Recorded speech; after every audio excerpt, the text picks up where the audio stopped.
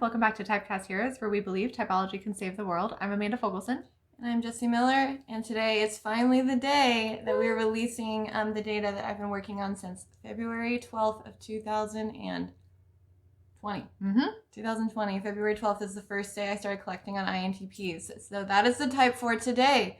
So we'll be going over all of the data that I've collected. We'll be talking about some of the implications on the education system, and we'll be talking about really just advice that people can take if you are an INTP as a child, as a parent, or as a teacher. So we're going to go ahead and jump into it. So first off, for me, INTPs, this was really, I wanted to start with them, even though they weren't the first group that I initially collected data on, because they were the first one that turned out in force. So within 24 hours, I had over 100 INTPs already, and they've just continued to turn out. So all in all, after all of the interviews have been sorted and cleared out, there were 140 INTPs who participated who made it into the official study. There were 24% female, 76% male. The age breakdown, about half of them were 18 to 29, and then the next step was 30 to 39. And you can look at all of the numbers on our blog. I have all of those posted for you, so you can go look through all of them. Most of the people who were represented in this were from the US, Canada, and Europe, but 10% of them were from India. There's representing South America, Africa, and other parts of Asia. There were 36 countries total represented in the INTP data stack. Okay. So the data set, there were 5 questions that I looked, and I asked each type different questions. And I was looking for how, I wasn't really looking for what they said, I was looking for how they said it, how they answered their question. So for the INTP, or for all of the 16 types, the very first question that I always asked was a negative stereotype of themselves. I presented it to them, and I saw how they took that stereotype, and if they argued it, how they looked at it, how they approached it. And then also, just for basic information, I was curious if they agreed with it or not. So for INTPs, I asked them, how do you believe INTPs are marginalized in society? And so they had to look at this question and tell me how they saw themselves. So of the INTPs I spoke to, 57% felt marginalized. They discussed their answers, and only about a third of them ever said, I feel or I think. Something that was interesting with INTPs, and I saw this with INFPs as well, and over and over and over again, is their reluctance to attach themselves to their answer. It absolutely fascinated me, because they would state a statement, and they wouldn't say, I feel this or I think this. They would just state it and present it as if this were fact, even though it was their opinion. And I saw it constantly. Something else with this question about the stereotype, 95% of them leaned very strongly one way or the other. There was no middle ground for 95% of 140 INTPs. That's crazy. I think so. And only 17%, even though this question was like specifically about them, only 17% of them referenced personal experience at all. The rest of them just said INTPs or those INTPs. Like, they were completely separated from this. And that is very unique. I saw that in the INTP and the INFP consistently. Like, just big picture, like so big and so expansive, which is interesting because you would think you would totally think the opposite. Yeah, you'd think you'd see this more with extroverted intuitives, but I didn't. It's actually the opposite. Yes, with the extroverted intuitives. So it just has been mind-blowing to see this just zoomed out, big picture, right? So when I looked at whether or not they were going to argue the stereotype, what I saw, the way that they argued is, even though they looked at the issue big picture, the way that they argued was not. So they would zoom in on, what do you mean by marginalized? What do you mean by society? They would zoom in on pieces of the question. And it wasn't just this question that they did this with. They did this over and over again with all 5 questions. They had very strong opinions, but they didn't have strong connotative meanings. So like if I were to look at an answer from an INFP, for instance, I would see a lot of superlatives, like the most. They would say things like the most, or they would say things like extremely. They would have all of these little qualifiers onto words to add to the, I guess, the emotional resonance. Right. INTPs did not. It was just, it is what it is. It was consistent. It was insane. So there was not a whole lot of overly emotional attachment. It was just, these are the facts. And when they were addressing a question about themselves. Mm-hmm. And there was like this big separation between who they are in this question, and they attacked it from a big picture standpoint, but they were also zooming in on all of these definitions. And none of this is to be unexpected when you see necessarily an INTP. But what was interesting was to see this pattern play out in the data. Because even though we know this, it's still fascinating to see this. See the proof. Yeah, to see it manifest. Yeah. Like we can explain why that happened with the functions, like easily. Mm-hmm. In fact, all of our other videos about INTPs, you would be able to see this kind of in there as well, how we describe them, how their brains work, but seeing it play out with the actual data and the numbers. It's so cool. It makes her heart soar. It does. It's been a very emotional journey. So that was this question. So I was looking at all of these pieces, and we're going to talk about the implications later on, but right now I'm just going to present this information. So the second question was my favorite question. And I've now asked this to over 3,000 people, but it's a task. I tell them to describe the inside of their mind. And that's the only, there's no other description. Like there's no just bare minimum describe it inside your mind. And so the way that people interpreted this question was very interesting to me. And I did not go into this necessarily looking for anything. I just wanted to see what would happen. And it was actually pretty cool. So there are certain types who are unable completely to describe the inside of their mind. Not everyone in that whole type. There's not a type where no one can describe what's going on inside their head. But there are types where a lot of them, over half of them, cannot. And there's also a condition called aphantasia, where you can't visualize anything in your mind.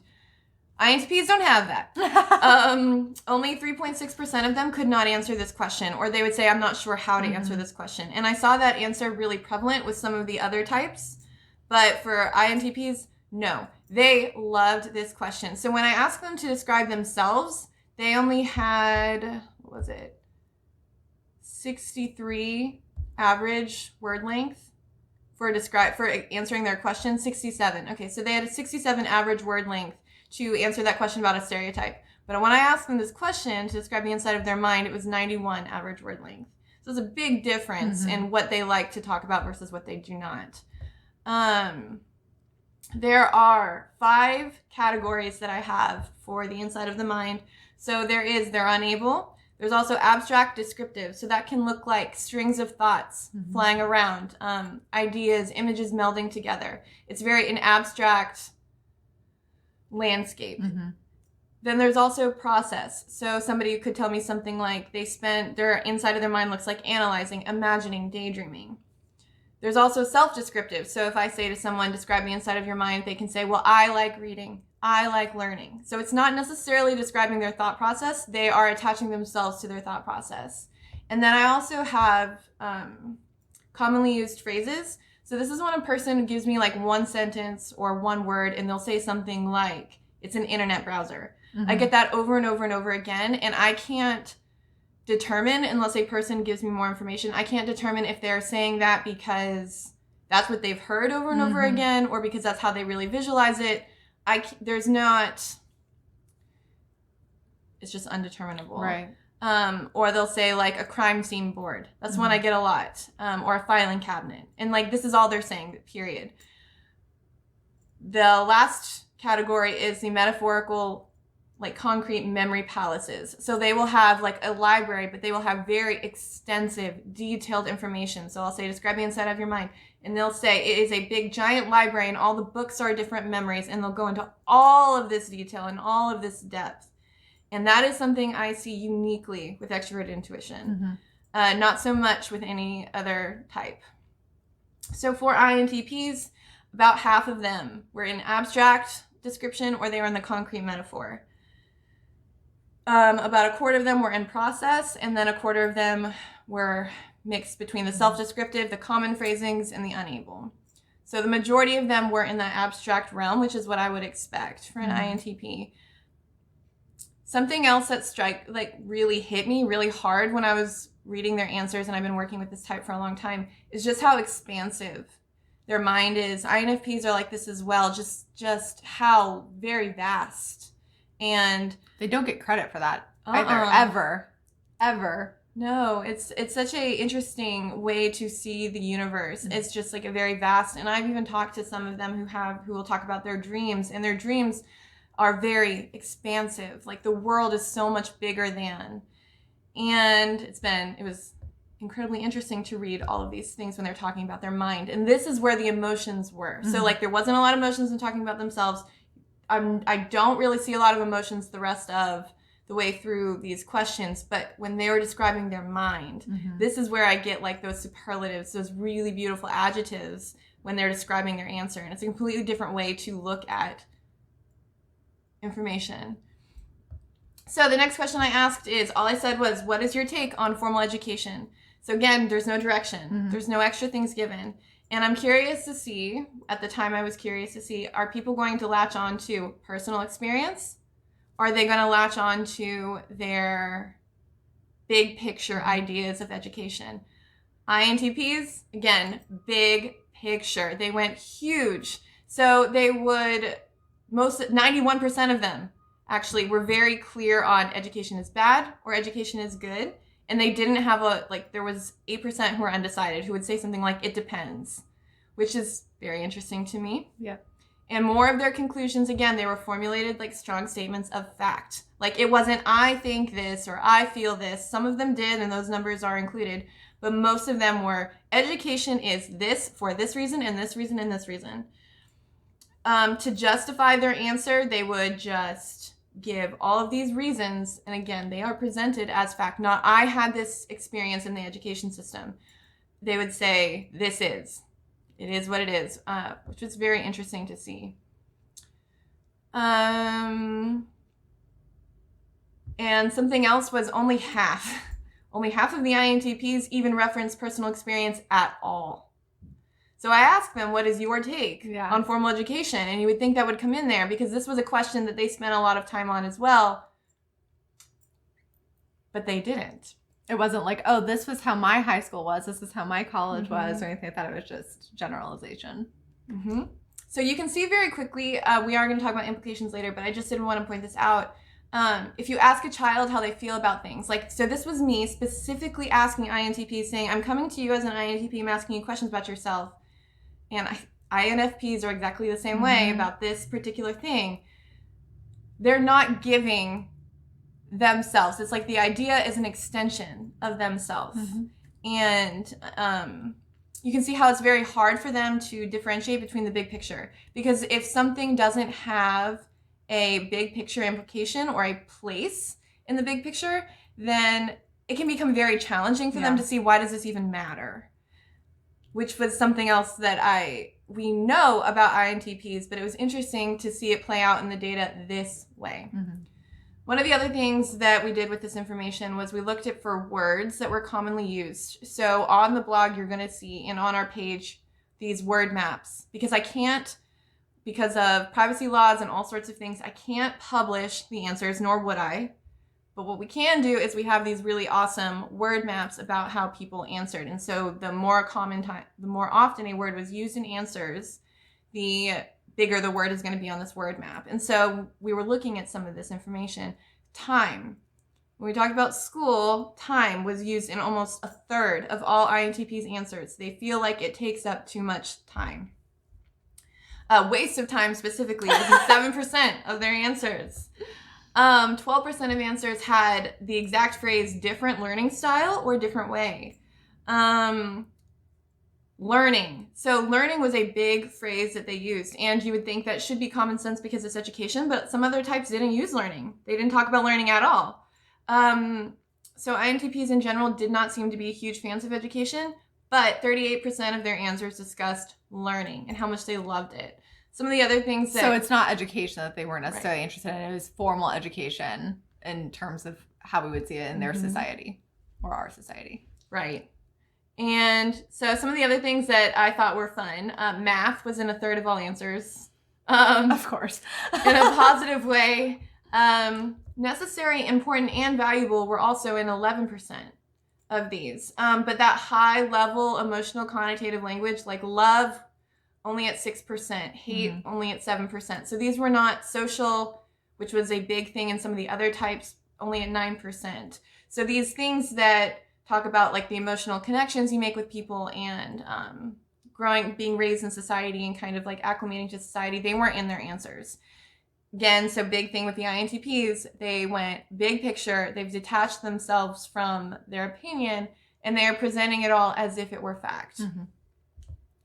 So the fourth question, if someone, this is also one of my favorite questions because I'm not looking at what they're saying, I'm looking at how they're saying. So if somebody wanted to convince you to do something that you are morally against, how would they do so?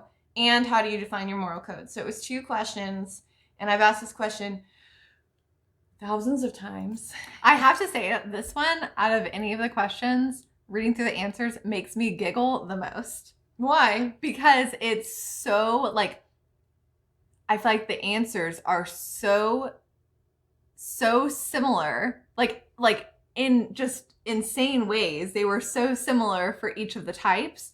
Like, a lot of them, Jesse was like picking out the words and finding the similar words and everything and the similar concepts, but it was almost like the same person could be rewriting the answers in this one. Like, it was so specific and so similar for the types, and it just would make me giggle because it felt like I was rereading the same things over and over sometimes. There are interesting answers. INTPs did not like this question. They wanted it to be done. They spent a little amount of time on this question, which I thought was interesting, but not unexpected, just interesting. So the reason that I asked this question was for a couple of reasons. In the United States, religious barriers are really big in education. It's a constant battle here in the US. So I was curious to see if a child could be taught against their religious code and how influential their religious code would be for them to learn something in school. I was also curious about how they would be able to self-examine, because self-examination is another thing I'm really interested in, how they would be able to look at themselves metacognitively, and then how they would be able to present that same information to a stranger. So INTPs, they're not very interested in talking about themselves. 54% of them, when asked about their own moral code, did not use the word I, did not reference themselves at all. 30% of them came straight up and said that they were open-minded, and 16% said closed-minded, but other than that, there was no self-examination. I didn't ask them to self-examine, but it was interesting, and like ENFPs, how many of them came straight up and were like, no, I'm open-minded. Like, that was like one of the first things that they said consistently, and INTPs did not feel that need for justification. So 74% of INTPs said that they could be easily convinced to go against their moral code. And one of the things that I thought was really interesting, I almost want to attribute this more to age than type, but about a third of them said concrete ways they could go against their moral code. So they said stuff like money or to save someone's life. Yes. A great mental challenge. So only 24% of INTPs mentioned their own personal moral code at all. So like that second part of that question, to define your moral code, only about a quarter of them even touched it. The rest of them just left it. Because they went out, they zoomed out again. So they would do things like define morality. They would define legal system. They would talk about how people interact in society. But they wouldn't just say, this is right for me, this is wrong for me. And those not consistent for other types. Other types did answer. They did have clear codes.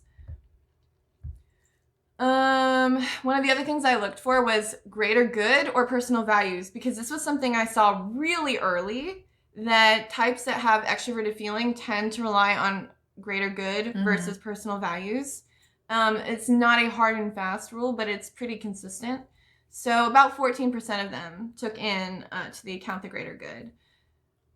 So once again, this was a lot of defining morality for themselves, dissecting my question, and presenting it as fact without a conditional. So they wouldn't say like, this is my opinion, or these are my thoughts, this is my system, this is morality. This is what it is. This is the system. Yeah. So that was interesting to see. And then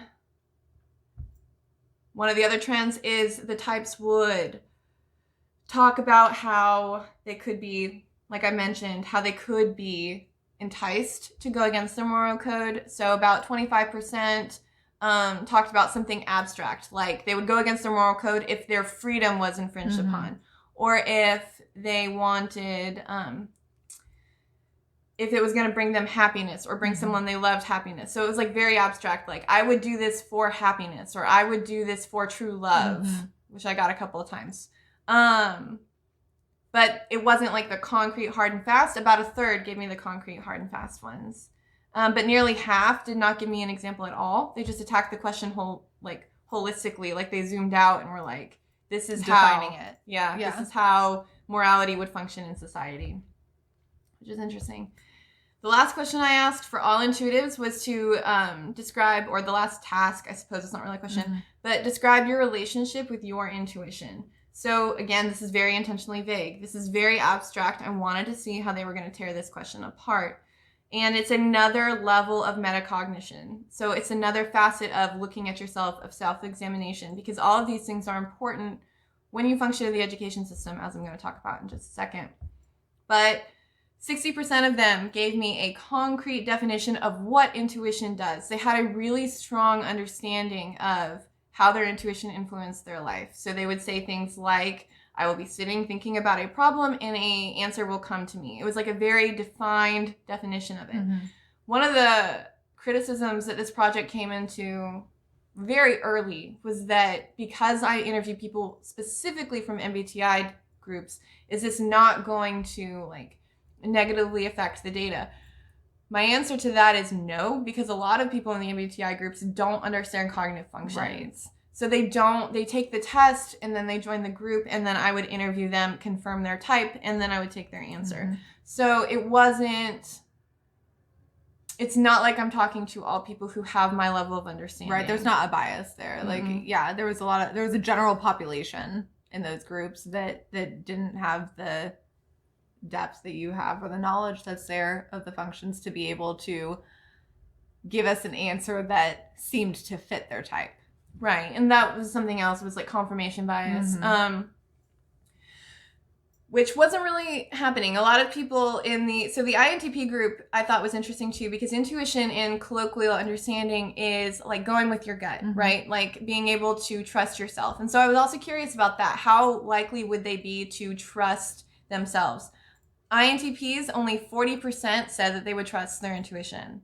The rest of them all mentioned like I kind of use it. They were able to explain how it worked, but they said that they wouldn't go with their gut. 40% came out and said very clearly, I trust my intuition, which is one of the lower ones for intuitives in general. Most intuitives had a much higher leaning or trusting of themselves. So that was very interesting to me. So question comparison overall, just real quick before we start jumping into the cognitive function usage and the implications for all of this information. When they were asked to talk about themselves, so that was question 1, when I asked them to address the stereotype, and when I asked them to talk about their moral code, those were very low, not just for the INTPs as a INTP group, but if I compared their average word length to the word length with other types, they were very, very low, with 67 words dedicated on average to themselves and 63 words to the ethical abstraction of their moral code. Not interested in them. But when I asked them to go with their describe the inside of their mind question, that was average of 91 words. When I asked them to talk about education, and remember, most of them are not talking about themselves, like at all. Over half of them did not mention their personal experience. They went out, big picture, formal education. That was 77 words. And then when I asked them to describe their intuition, they were doing that same thing, tearing apart the question, defining intuition, very clearly explaining their metacognitive ability, 75 words. So when you're just looking at pure numbers, it's very obvious what the INTPs are interested in versus what they are not. So we're going to talk about now implications. So the first thing is INTPs as children. So typecast heroes will not type a child. So Carl Jung, in his book, The Development of Personality, all of his papers on education and how personality type and how the ego is developed, children are exempt from this. So nothing that we are going to push says that children should be typed. Children who are under 18 should not be typed. There's a lot of concern about, I don't know how much I buy this, but there is a lot of concern about people molding to a type or believing something about themselves when they read a type description. I won't type a child because they're not developed yet. Exactly. I can't see anything. And I have told many a young person that you have to wait. You have to have some life experience before I can see it. Having said that, the first functions do come out to play, especially as a child is in middle school and then on to high school. So when those are their strong functions and you look at an INTP and they have introverted thinking process in the education system, is problematic for kids. Because as I just showed, all of that data, they're presenting these ideas as if they were facts. And to them, because they spend so much time on this internal logical system, they probably feel that way. And so it's very hard when you are defining this code to sit in a system where they're telling you things that may not agree or align with your own logical system. And that is a huge butting of heads. So even looking beyond the fact that everyone knows, and there are articles and articles and articles about how INTPs struggle in education, even going beyond the fact that it's hard for them to sit still, it's hard for them to focus, looking at how their brain is wired, they are separating themselves from this fact, what they consider fact, and they are looking at a big picture. And so when you give them a test question and you ask them to answer this, and they're looking at it and they're finding inconsistencies in the words, and they're looking at it and the question might be something really nitpicky, and they're zoomed out here, they're way up in the moon, and you're asking them to look at a neighborhood, and they're like, why? There is no point here. There's no purpose. So they're going to struggle. It is a difficult thing to overcome for them. Having said that, there was a study done in 2004, and a lot of these studies that I reference are going to be linked on our blog, that compared personality type to giftedness in the United States. So they sampled almost 10,000 children. Over half of the gifted children who they identified were extrovert intuitives. So INTPs, for instance, they were only 4% of the data, but they represented 12% of the gifted kids. So a lot of INTPs are considered gifted in the United States. Now, the gifted program in the United States is incredibly problematic, and it differs from state to state, and other countries don't necessarily have it. But what it is the education system acknowledging that there are uniqueness to these children, and that they have a lot of gifts, but they're going to face challenges in the education system. Because of that desire to look at this big picture, abstract world, and then you add in their very strongly held opinions. I was just about to say, so you can also take that test question that Jessie was talking about and see it from the fact that a lot of times in these questions, they would ask her to define it so that they could give that solid factual answer. And so because the questions were so vague and they had to give that answer, they wanted a definition, which is what TI does in general. And so if you have them sitting here with this test and it's like an open-ended or an essay type of question or something like that, and they're having to define something that is meant to be vague, and they can't ask for help, they can't ask you to define it. Again, it's that testing. You're giving the same test, the same question, and you're going to tell them that it's right or wrong based off of however they're processing it or they're understanding that question in their head, which every single child in that classroom is going to do differently. And so it's really hard. And if they can't see the big picture, it's a natural inclination for them, because if your whole world is big picture, why do you care if something is knocked off course, way far away from you? So something I want to be super clear on as I was reading all of these answers, And I had to learn this with INFPs as well, with any type who has, with both of those two types, really. It's not that they don't know themselves. Right. It's that they are so attached to their opinions that that's where you find them. So you can find, they may not tell you a whole lot about their past or about themselves. So when a teacher is standing there and asking them to do something, and they asking them maybe to like write about their Christmas, and the child goes off. I'm a teacher and I get asked one of my students to write about heroes, and who is their personal hero, and the child wrote an essay about what is a hero instead, because that was more interesting to them. Mm-hmm. They would rather talk about the ideas, these big ideas of things, than look at the nitty gritty of the personal. Yeah, mm-hmm. It's just not going to happen. Mm-hmm. Which again, you would assume would be the complete opposite, considering they lead with an introverted judging. Yeah. But it wasn't. Mm-hmm.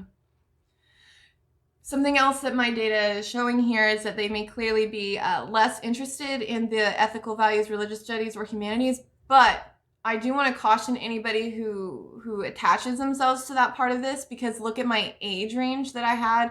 Over half of them were under 29. Yeah.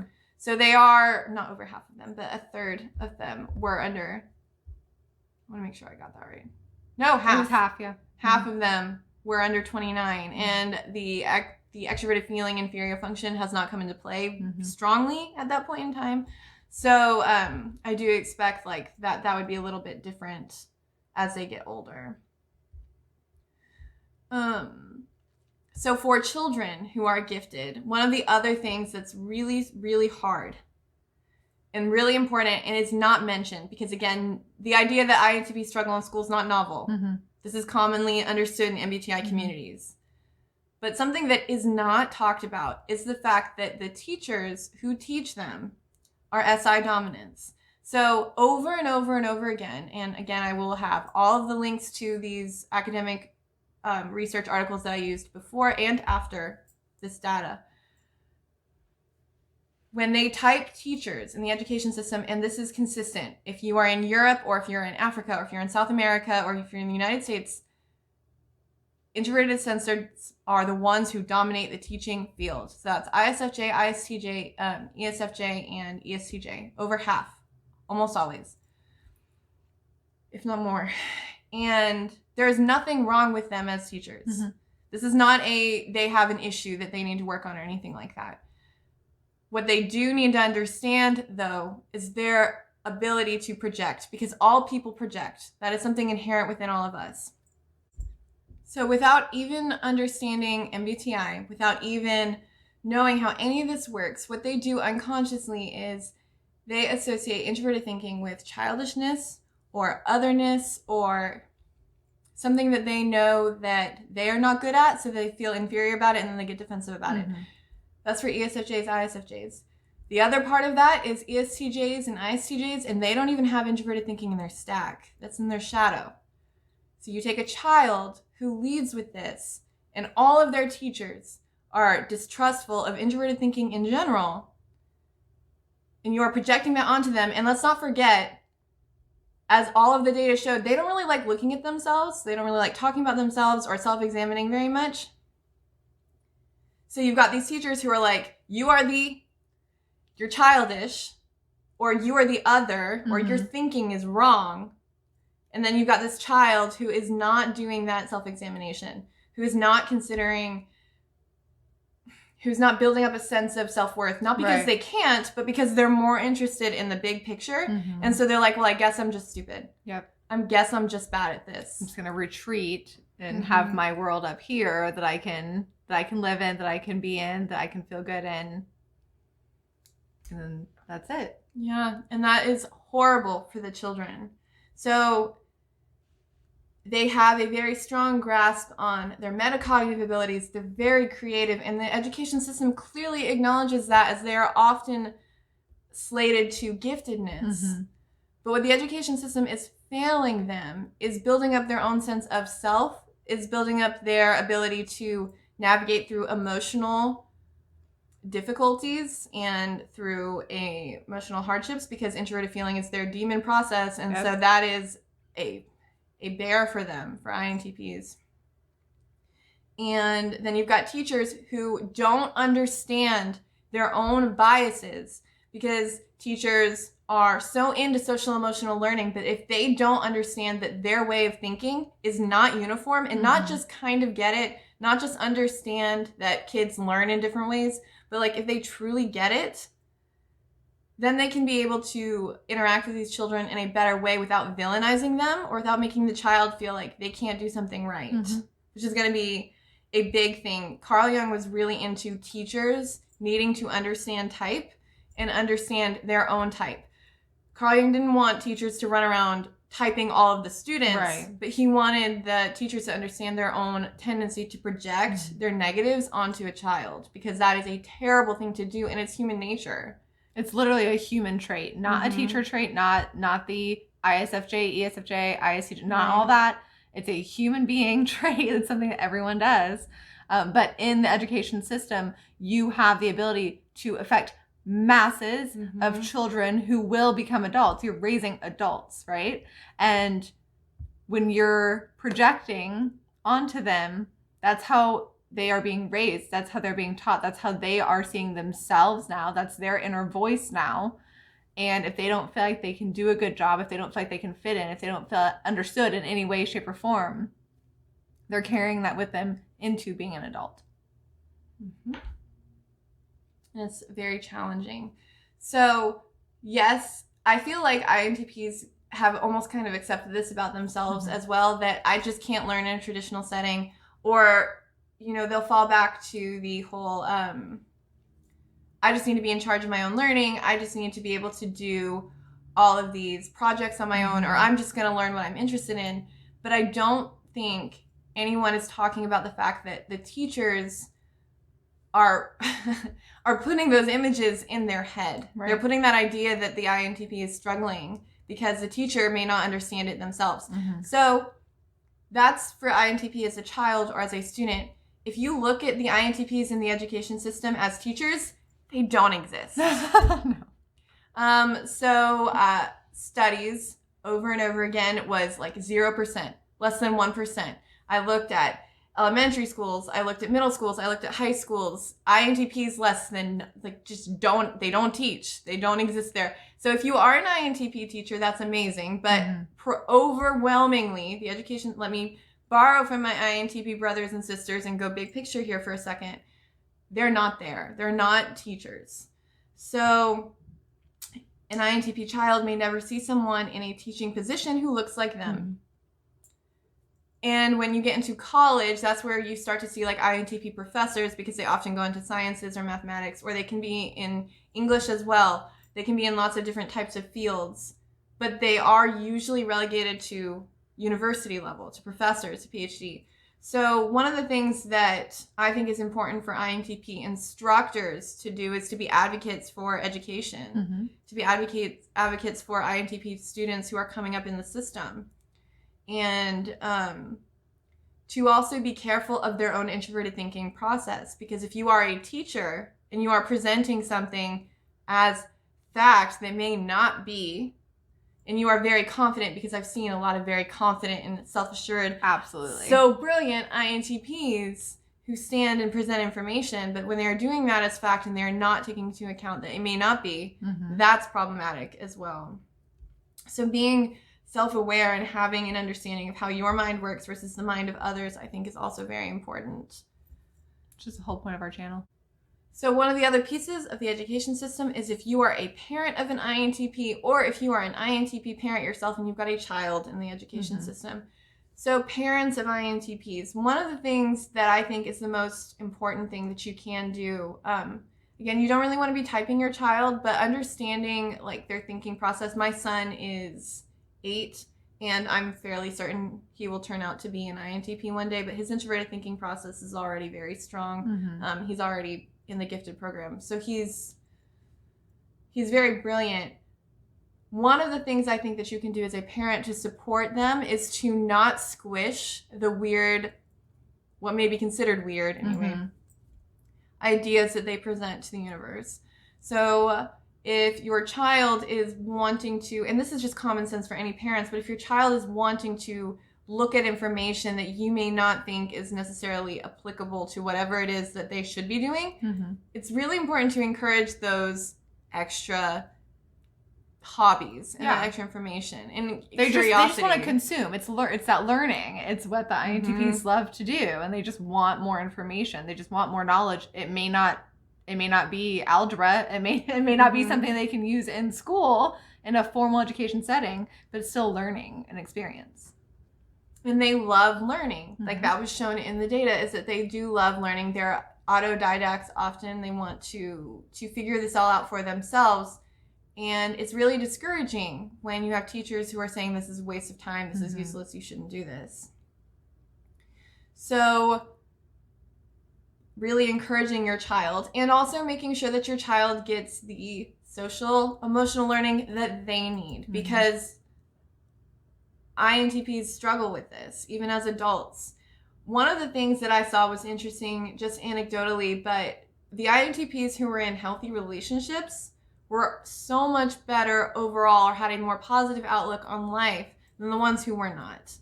And there's nothing wrong with INTPs to keep them from being in a healthy relationship. Like there's nothing wrong with them at all. What tends to happen is they are misunderstood to an extreme level. And that misunderstanding starts in the education system. Now, all types can be misunderstood for all reasons, but other types can function better. INFPs, who are very similar to INTPs, except for their big differences, introverted feeling and introverted thinking process, INFPs fare so much better in the education system, and you would think that shouldn't be the case. But it's that combination of, I'm going to pick apart these phrases, I'm going to figure out my logical system, and I'm going to zoom out at the same time. And I'm not necessarily concerned with what society thinks of me. I'm not even so sure I care what I think about myself all the time. All of those things together is what makes the INTP struggle so very much. So as a parent, the best thing you can do is know that, is to see that coming up into your child. And you should probably have a fairly good idea of what type they're going to be by high school. So you can be encouraging them and supporting them and getting them into MBTI communities and all sorts of things to really be a better advocate for your child while we wait for the education system to change, because we're going to go big picture at the end here. If you're an INTP and you are a parent who has a child, one of the things I strongly caution you against as an INTP mother or father is putting your own opinions and projecting them too hard onto your own child. That, again, goes for all parents. But one of the things that Carl Jung was really big on is that children who have struggles in a system usually pick that up from their parents. They're picking up those projections. So if you're an INTP and you struggled in the education system, you felt misunderstood, pushing that onto your child is not helpful. If you were an INTP who really loved learning, who loved engaging in your own hobbies, share that. Like, in this, again, this is nothing novel. These are things that you should or have probably heard already, that you should be encouraging curiosity and fostering a love of learning in your own child. But as an INTP, you should share that gift. Sometimes INTPs like to hold it all for themselves because that's what they are so used to doing. But one of the best things I think you can do as an INTP parent is, no matter what type your child is going to become, is sharing that curiosity and sharing that passion for learning and understanding. When we looked at the brain maps for all of the types, one of the biggest ones for INTPs was no. No, and knowledge. And it was like no, K-N-O-W. Yeah.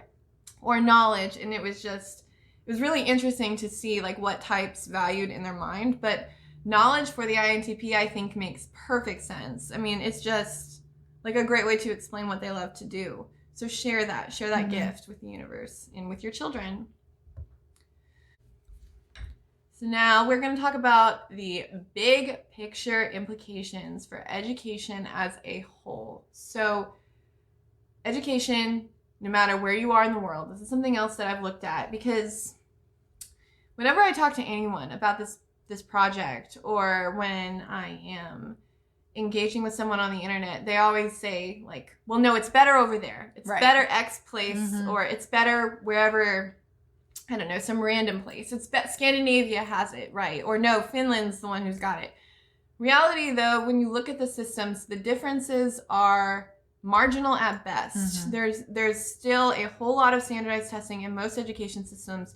There's still a whole lot of you sit and you get information. Right.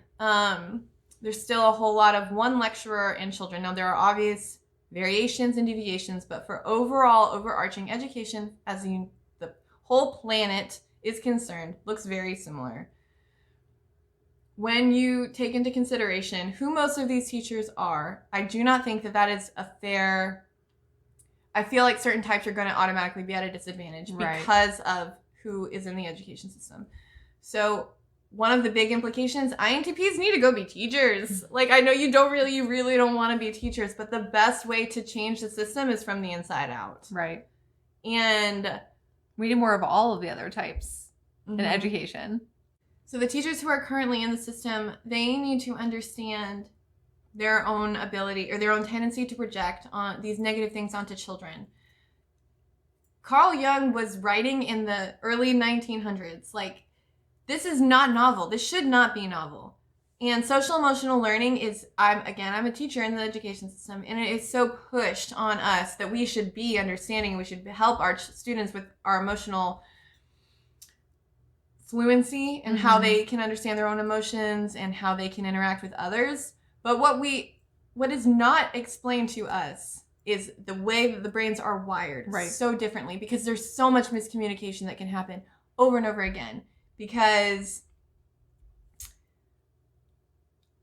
just like we were talking about, if you are, let's say you are an ENFJ and you're a principal, and so your introverted thinking process is your inferior function, and you've got this child who's constantly like presenting their very stringent opinions on things and presenting them as facts, you may not understand that that's just the way their brain is wired. They're not doing anything wrong. They're not doing anything to get in trouble or to hurt you. They just come across that way because that's how they are wired. So instead of being, this child is not getting in line, or seeing that inferior function in yourself, and you are like, that child is thinking wrong because you're defensive about your own introverted thinking process, understanding where that child is coming from and supporting them so that they can be the best student that they can be is a far better use of your time.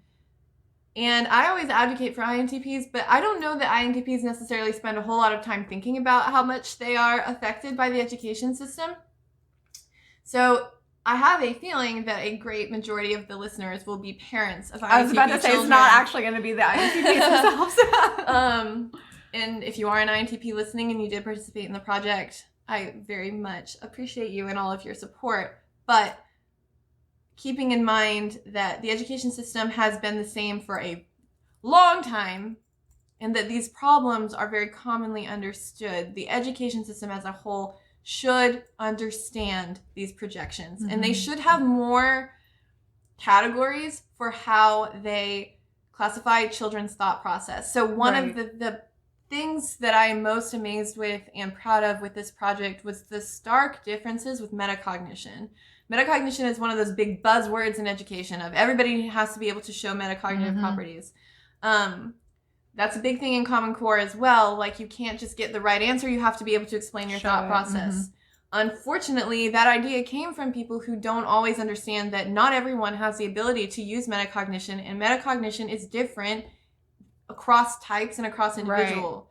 So some types are very heavily intuitive and they use that extrovert intuition and they are able to create vast landscapes. But then you ask them to do something like connect to their moral code, and that's not, they can't, it's a different level of metacognitive ability. It's a different layer. And so a child may be able to write a beautiful fantasy story, but then if you ask them to examine, like to put themselves in a history, I don't know, one of those activities where it's like rewrite history or put yourself in a historical event, they may not be able to do that. And you're just looking at them like, what is wrong with you? You're just being defiant, and you don't understand that those are different pieces of the brain and different thought processes, different patterns of mental abilities. We're judging their intelligence based on this tiny little box of what we think intelligence should look like. And it's so unbelievably teeny tiny compared to all of the different options we have out there and all the different students and brains and processes that we have out there. And it's so sad. Like, it's just really sad, and it has to change. If we want the world to change, if we really want the world to change, this is where it begins. It's the education system, because from that very beginning, from the time they are in elementary school, with all of the introverted sensing dominant instructors, and there's nothing wrong with you if you're an introverted sensing dominant instructor, but if you are, and you are looking at them like, who are you and where did you come from, what is wrong with you, then you are projecting this negative image onto a child forever. It's literally going to be part of their inner voice. And that's disgusting. It makes me sick to my stomach to think about that. And it does happen all of the time. Every day. This is what we experience. As a human race with education, this is what we are experiencing. And this is what we've always experienced. So, intuitives, go be teachers. Because I'm an intuitive teacher. It was really... Come in the dark side. I know. Oh my God. It was really funny because I was in a class a couple months ago. I was taking a class with other teachers, and there were, maybe 38 people in the class, and 3 of us were intuitives. We all had to take the MBTI test, which was funny to me. I laughed really hard when our teacher said, we're doing this. But 3 of us were intuitives. This is about education, but if you think about it in terms of, again, we're raising the next generation, right? We're raising these into adults who will be running the world at some point. Then you start thinking about your career, start thinking about management, leadership, and you can see all these cycles that we go through our entire life based on our education. And if it stems from there, and if our personalities and what we think about ourselves, how we feel about ourselves, how we process information, how we make decisions, and it gets solidified through our education, right? And then we go into our careers. You can see in leadership and management how people manage people, how they treat others, how they can understand others. We can see great leadership versus great bosses versus terrible bosses and terrible leadership. And we see it all across the country. We see it in politics, careers, education, art form. Everywhere. This is just the beginning. This is the foundation that we're creating. It's so important for it to change. So INTPs, go be teachers. And if you are in the system, support them. Those are the 2 big takeaways from this. So this is the culmination of almost a year-long journey of our studies in MBTI began much earlier than that, but I'm talking about specific data collection for this data set. Has been almost a year. So INTPs who participated, thank you so much. If you are curious about how I collected the data or any of the sources that I used or the numbers, if you want to really get in there and look, all of that is on the blog for you to examine for yourself. And you can reach out to us where? On Facebook, Reddit, Instagram, and Discord, and obviously on YouTube. And any of the sound platforms that you may be using. Yes. You may be listening to us right now on Spotify, any other podcast. But also, this is, like Jessie said, the first data set. And so this is not the end. This is just the beginning. And so if you are interested in participating, this one's essentially closed. But if you are interested in participating in future interviews, then please send us a message. And we still offer the free type clarification as well. So that's right. So thank you for listening to all of this information. It's been quite a journey. And go ahead and check out the other of the 16 types, because there will be all 16 types will be released over the next few months. And you can go look at all of the data for all of the thousands of people who have been interviewed and participated. Thank you. We love you. Bye. Bye. Let's gather around the type fire and sing our type fire song. Our MBTITYPOLOGY song. And if you feel uncomfortable, then know there's nothing wrong.